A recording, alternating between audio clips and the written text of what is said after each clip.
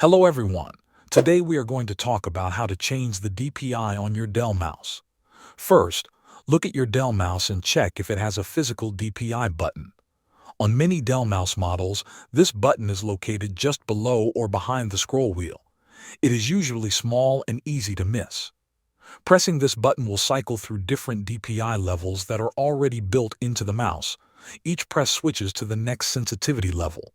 If your Dell mouse does not have a DPI button, you can change DPI using software. Dell provides a program called Dell Peripheral Manager for Windows computers. To use it, download and install the software from the official Dell support website.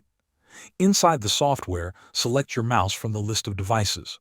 Look for the DPI or sensitivity section. Here you can choose specific DPI values or preset levels. Apply the changes, and they will be saved automatically. If you cannot use Dell Peripheral Manager, you can still adjust mouse speed through Windows settings. Open the Settings app on your computer. Go to Bluetooth and Devices, then click on Mouse. You will see a slider called Mouse Pointer Speed. Moving the slider to the right makes the pointer faster.